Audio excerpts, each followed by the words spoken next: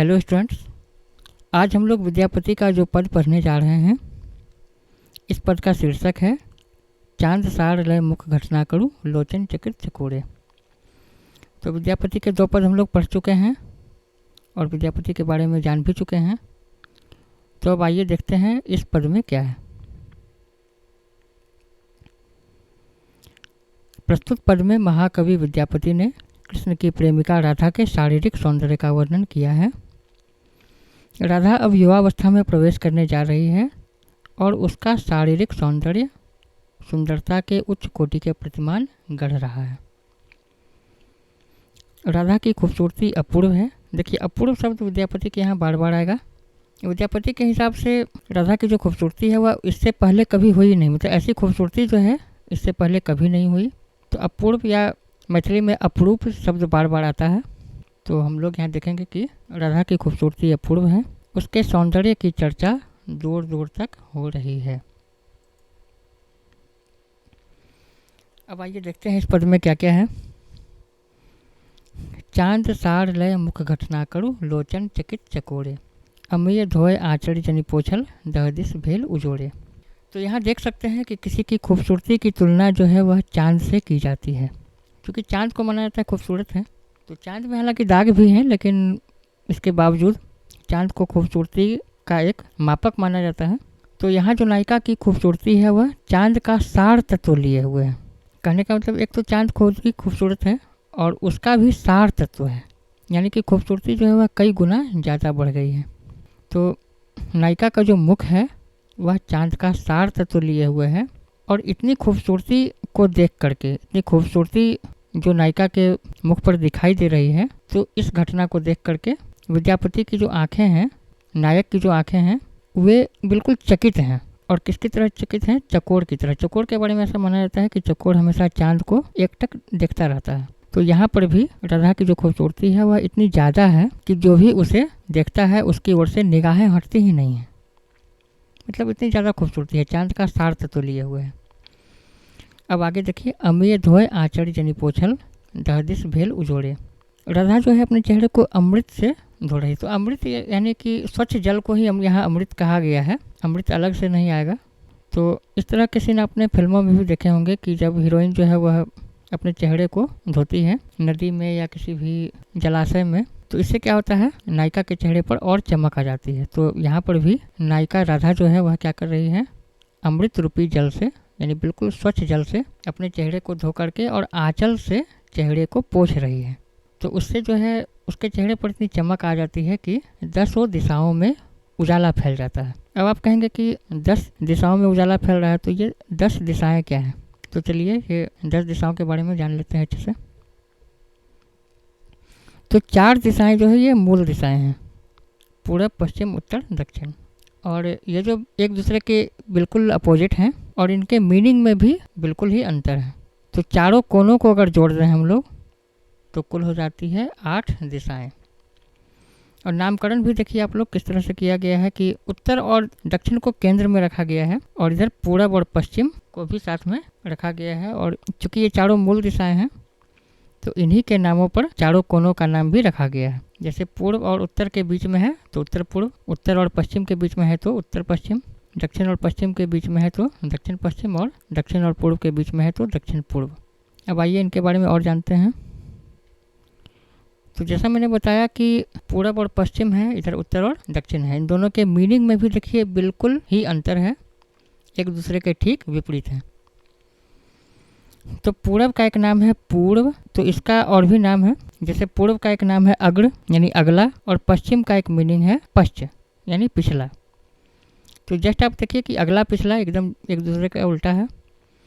पूर्व का एक मीनिंग होता है पहले, पश्चिम का एक मीनिंग होता है बाद में।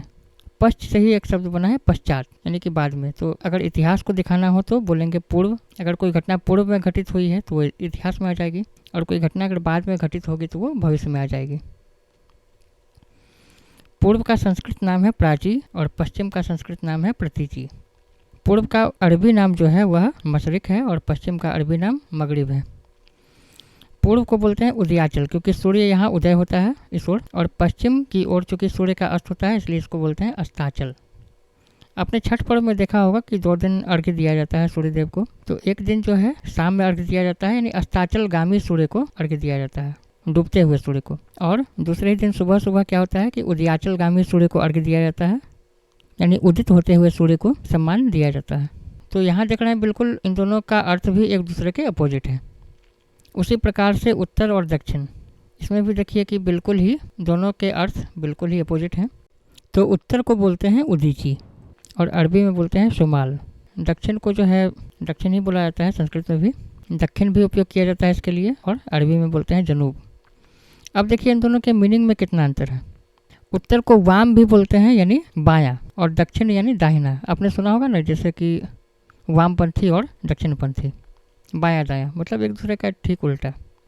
तो दायां के बारे में सुना होगा आपने कि यह इसका दायां हाथ है, कहने का मतलब है कि वह इसके अनुकूल है। तो इसका एक मीनिंग अनुकूल प्रतिकूल भी होता है। उत्तर का एक मीनिंग होता है प्रतिकूल और दक्षिण का मीनिंग है अनुकूल। जैसे कोई किसी का दायां हाथ अगर होगा तो कहने का मतलब वो उसके अनुकूल है या वो उसके प्रति समर्पित है। उसी प्रकार से वाम जो होता है, जैसे बोलते हैं ना कि उसकी बुद्धि वाम हो गई है, वाम और वाम एक ही चीज़ है, तो झंडू वाम नहीं समझ लीजिएगा इसमें। तो उत्तर का एक अर्थ हो गया वाम, यानी बिल्कुल प्रतिकूल। जैसे किसी की बुद्धि वाम हो जाती है, या मान लीजिए किसी के साथ अगर उल्टा पुल्टा हो रहा है तो बोलते हैं कि विधाता वाम हो गए हैं। और उत्तर का एक मीनिंग होता है जवाब, और एक मीनिंग इसका है जिम्मेदारी भी, जैसे बोलते हैं ना उत्तरदायी। तो यहाँ भी आप देख सकते हैं कि मीनिंग में जस्ट अंतर है। अब ये चारों कोनों की बात कर लेते हैं। तो उत्तर और पूर्व के बीच में है उत्तर पूर्व, या शब्द को उलट सकते हैं आप लोग, तो ये हो जाएगा पूर्वोत्तर। तो इस कोना को बोलते हैं ईशान कोण।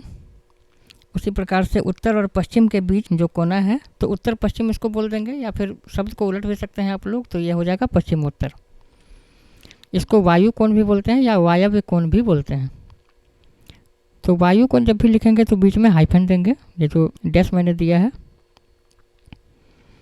या इसको वायव्य कोण जब लिखेंगे तो बीच में हाइफन नहीं देंगे। उसी प्रकार से दक्षिण पश्चिम का जो कोना है इसको बोलते हैं भंडार कोण, और दक्षिण पूर्व का जो कोना है इसको बोलते हैं अग्निकोण या आग्नेय कोण। यहाँ भी देखिए कि अग्नि कोण जब लिखेंगे तो बीच में हाइफन देंगे, आग्नेय कोण जब लिखेंगे तो हाइफन नहीं देंगे। वास्तुशास्त्र में इनका बहुत महत्व है, इन 8 दिशाओं का। तो अब देखते हैं हम लोग कि जो नामकरण किया गया है आगे पीछे बाएं दाएं, ऐसा क्यों किया गया है।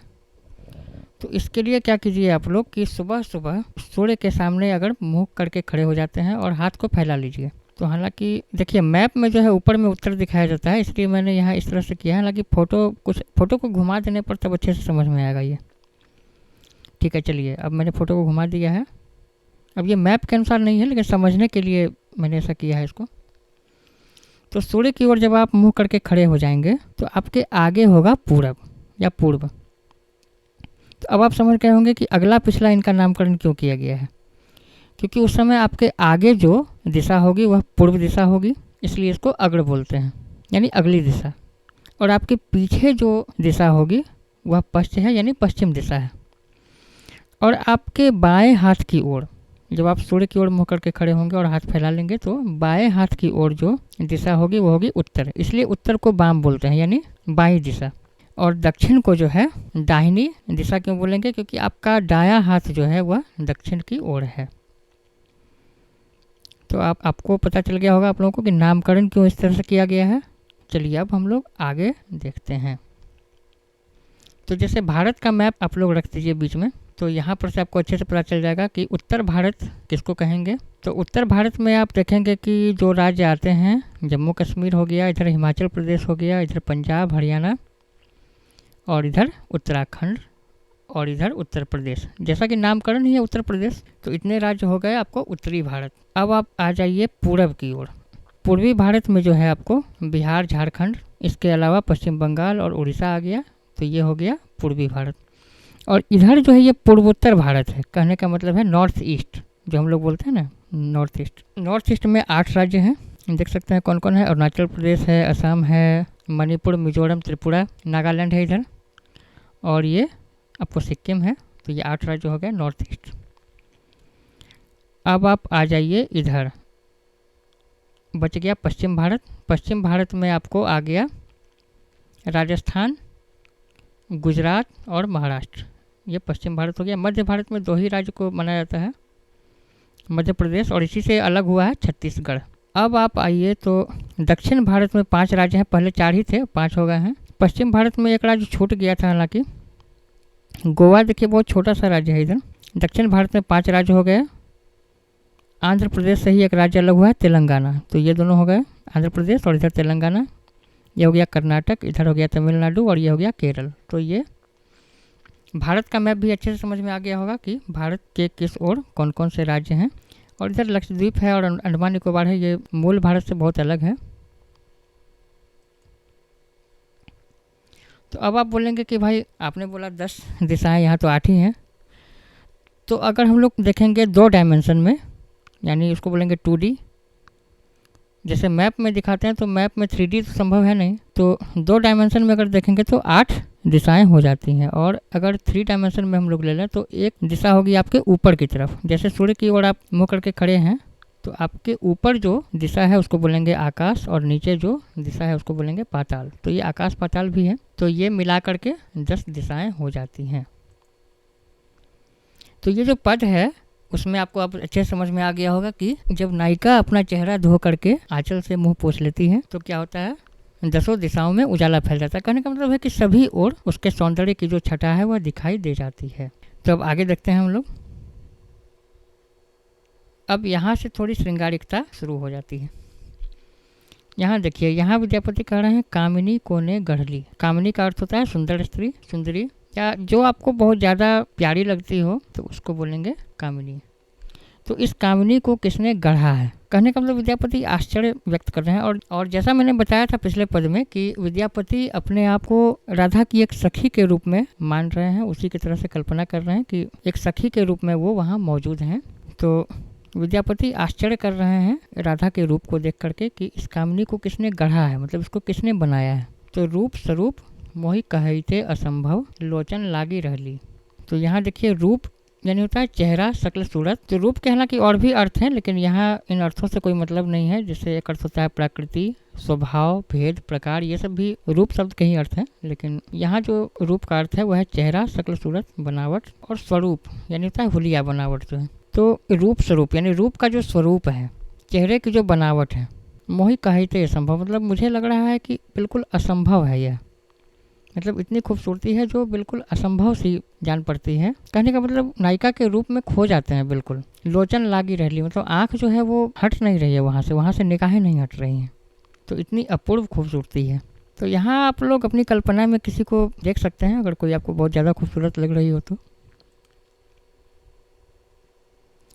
अब आगे देखिए क्या है, गुरु नितंब भरे चलय न पारे, माज खीनी मनी जाई। अब यहाँ मैंने आपको बताया था जितने पुराने पद होते हैं, जैसे आदिकाल से रीतिकाल तक, उसमें समस्या क्या थी कि उस समय छापाखाना यानी प्रेस का विकास नहीं हुआ था। तो प्रेस का विकास नहीं होने के कारण सबसे बड़ी दिक्कत क्या थी कि कोई भी रचना जो होती थी वो हस्तलिखित होती थी, और रचनाओं की नकल की जाती थी 2 प्रकार से। एक तो जैसे कि मान लीजिए अगर कोई रचना लिखी हुई हो उसको देख के कोई उतार रहा हो हूबहू। दूसरी विधि ये होती थी, मान लीजिए कि 100-50 आदमी आ गए एक साथ नकल करने के लिए, तो क्या होता था कि एक आदमी जैसे खड़ा होकर के बोल रहा है और सब लोग उसको सुन करके लिख रहे हैं। तो क्या होता है कि नोट्स बनाने में आप लोगों के साथ भी होता होगा, क्लास में हमारे साथ भी होता था, मैं भी कोई अलग नहीं हूँ आप लोगों से, कि जब क्लास में नोट लिखते थे हम लोग भी तो कई बार कुछ ना कुछ गलतियाँ हो जाती थी, और बाद में जब देखते थे तो आश्चर्य लगता था कि भाई हमसे कैसे ऐसी गलती हो गई, गुरुजी ने कुछ बोला यहाँ कुछ और लिखा गया। तो उसको बोलते हैं पाठ भेद। तो जो रचनाएं पुरानी होती हैं उसमें पाठ भेद आपको दिखेगा, यानी कि एक जगह कुछ और शब्द दिखेंगे, फिर मान लीजिए कि कहीं और अगर उसी की हस्तलिखित प्रति है तो वहाँ कुछ और शब्द दिखे जाएंगे। तो यहाँ पर भी जैसे देखिए आपकी पाठ्य पुस्तक में और कुछ अन्य पुस्तकों में भी मैंने देखा था, तो वहाँ माज खीनी मनी जाई है और कुछ जगहों पर माज खानी खीन निमाई है। तो खैर ये अलग चीज़ है, तो आपकी पाठ्य पुस्तक में जो है उसको ज़्यादा फॉलो करें। तो यहाँ से घोर श्रृंगारिकता शुरू हो जाती है। गुरु नितंब भरे चलय न पारे, माज खीनी मनि जाई, भाग जाइती मन सिजे धड़ी राखल, त्रिबिली लता उड़ झाई। तो यहाँ देखिए गुरु का मतलब होता है बड़ा या भारी, नितंब का अर्थ होता है चूतर, या जिसको अंग्रेजी में बोल सकते हैं बटॉक्स या ब्रीच भी बोलते हैं। ये वही अंग है जहाँ पर डॉक्टर लोग बचपन में इंजेक्शन दिया करते हैं। आप लोग को भी इंजेक्शन लगा होगा। खैर हमें भी इंजेक्शन लगा था, मैं भी कोई अलग नहीं हूँ आप लोगों से। तो यहाँ देखिए नायिका के जो नितंब हैं वो इतने भारी हो गए हैं, इतने बड़े हो गए हैं कि कहने का मतलब है कि राधा उसके भार से चल नहीं पा रही है। हालांकि ऐसा होता नहीं है, ये अतिशयोक्ति अलंकार है। यहाँ पर कहने का मतलब कुछ ज़्यादा ही बढ़ा चढ़ा करके बोल दिया गया है। बिहारी लाल का भी एक दोहा है, वो भी आप लोगों के सिलेबस में आएंगे बाद में। तो उनके दोहे का एक दोहा है, उसका अर्थ भी यही है कि जैसे नायिका जो है नायक के विरह में इतनी दुबली हो गई है कि जब सांस लेती है तो 4 कदम पीछे चली जाती है और सांस छोड़ती है तो 4 कदम आगे आ जाती है। तो ऐसा कभी होता नहीं है, ये मतलब कुछ ज़्यादा ही बढ़ा चढ़ा करके लिख दिया गया है। तो यहाँ पर भी वही चीज़ है कि राधा के जो नितंब हैं वो इतने भारी हो गए हैं युवावस्था आने की वजह से कि उसके भार से राधा चल नहीं पा रही है। और राधा की जो कमर है वो बहुत ही पतली हो गई है। कहने का मतलब है कि जैसे नायिका के बारे में एक चीज़ हमेशा जिस बात पर फोकस किया जाता है, 2 चीज़ों पर मेन रूप से फोकस किया जाता है। एक होती है पतली कमर और दूसरी होती है तिरछी नज़र। ये 2 चीज़ों पर जो है अधिक फोकस किया जाता है। तो यहाँ पर भी देखिए कि इन्हीं दोनों बातों पर ज़्यादा फोकस किया गया है कि एक और जो है राधा के क्या हुए हैं, नितंब इतने भारी हो गए हैं कि वह उसके भार से चल नहीं पा रही है। दूसरी ओर उसकी जो कमर है वह छीन हो गई है। कहने का मतलब कमर जो है वो हो गई है पतली। और 2 पद जो थे पिछले, उन दोनों पदों में आपने देखा कि राधा के जो वक्षस्थल है उसका विकास दिखाया गया है, यानी कि अब उसमें युवावस्था आ गई है, नायिका में युवावस्था आ गई है। और उसके वजह से क्या हो रहा है कि शारीरिक विकास हो रहा है। तो शारीरिक विकास जो है दोनों ओर से हो रहा है, यानी एक तो जो ऊपरी हिस्सा है उस पर भी विकास हो रहा है और जो नीचे का हिस्सा है उस पर भी विकास हो रहा है। और बीच में राधा की जो कमर है, यानी बीच का हिस्सा जो है वह छीन है, यानी बीच का हिस्सा जो है दुबला है। तो अब यहाँ देखिए कि आगे की जो पंक्ति है कि भाग जाइते मन सीजे धड़ी राखल त्रिबली लता उड़झाई। त्रिबली लता जो है इसको समझने के लिए थोड़ा मैंने एक फोटो आगे दिया है। देखिए ये जो मूर्ति आपको दिखाई दे रही है, इस मूर्ति को अगर आपको देखना हो तो आप बिहार की राजधानी पटना के संग्रहालय में जा सकते हैं। वहाँ पर यक्षिणी की मूर्ति बोल करके ये मूर्ति है और इस मूर्ति के नीचे जो है बोर्ड लगा हुआ है जिसमें इसकी ईस्वी लिखी हुई है, मतलब इसका निर्माण कब किया गया था। हालांकि उसको मैंने क्रॉप कर दिया है। तो इसकी ईस्वी लिखी हुई है 2900 BC, यानी 2900 ईसा पूर्व, यानी कहने का मतलब आज से लगभग 5000 साल पहले की यह मूर्ति है। और जब भी आप लोग पटना जाए, पटना के संग्रहालय में जाए, तो ये मूर्ति जो है वहाँ का खास आकर्षण है। तो इसमें आप लोग देख सकते हैं। तो ये जो शब्द है त्रिबली लता, इसका मीनिंग देख लीजिए कि युवती के पेट पर पड़ने वाली 3 रेखाएं, इसकी गणना स्त्री या नायिका के सौंदर्य में की जाती है। तो यहाँ जो है 3 रेखाएं आपको दिखाई दे रही होंगी इसके पेट पर, देखिए यहाँ पर। तो यही जो 3 रेखाएं हैं इसी को बोलते हैं त्रिबली लता। तो ये जो पद है इसको देखिए आप लोग अच्छे से, भाग जाइते मन सीजे धड़ी राखल त्रिबली लता उड़झाई। तो इसका 2 मीनिंग भिन्न भिन्न बुक में मुझे मिला। तो एक मीनिंग तो इसका ये है कि राधा का चूंकि ऊपर का हिस्सा जो है यहाँ भी विकास हो रहा है, नीचे के हिस्से में भी विकास हो रहा है, यानी इसके उरोज भी विकसित हो रहे हैं, दूसरी ओर इसके नितंब भी विकसित हो रहे हैं। और बीच का हिस्सा छीन है। तो बीच के हिस्से को सपोर्ट देने के लिए मनसिज का अर्थ है कामदेव। कामदेव के 2 नाम आए थे दोनों पदों में। एक नाम आया था अनंग, यानी कि बिना शरीर का, और एक नाम आया था मनमथ, यानी मन को मत देने वाले। तो यहाँ एक नाम और आया है मनसिज। तो कामदेव ने क्या किया है, बीच के हिस्से को सपोर्ट देने के लिए 3 रेखाएं यहाँ बना दी हैं, जिससे कि बीच का हिस्सा कहीं टूट न जाए भार की वजह से। और बहुत सारे बुक में इसका एक मीनिंग और मिला। वो मीनिंग है कि युवावस्था के वजह से नायिका के अंदर काम भाव का उदय हो रहा है और कामदेव चूंकि यहाँ से कहीं भाग न जाए, तो उसके लिए ईश्वर ने क्या किया है, यहाँ पर 3 लताएं बना दी हैं ताकि कामदेव इसी में उलझे रहें और कहीं भाग न जाएं। तो खैर एग्जाम में जब भी आए अगर ये पद, तो अपने हिसाब से आप इसकी व्याख्या कर सकते हैं। दोनों मीनिंग मैंने बता दिया है। तो अब आगे आते हैं हम लोग। भनई विद्यापति अद्भुत कौतुक ई सब वचन स्वरूपे रूप नारायण ईरस जानथि शिव सिंह मिथिला भूपे। तो यहाँ देखिए विद्यापति कह रहे हैं, विद्यापति क्या कह रहे हैं, तो इस अद्भुत कौतुक को, यानी कि इस अद्भुत तमाशे को या इस उत्सुकता बढ़ाने वाली घटना को विद्यापति वर्णित कर रहे हैं, मतलब वो अपने वचन के रूप में इसको कह रहे हैं। तो यहाँ पर जैसा मैंने बताया था कि विद्यापति अपने आप को एक सखी के रूप में रख रहे हैं। तो विद्यापति कह रहे हैं भगवान कृष्ण से। वहीं दूसरी ओर जो है वास्तव में वो राजा शिव सिंह जो कि मिथिला के राजा थे उनको कह रहे हैं।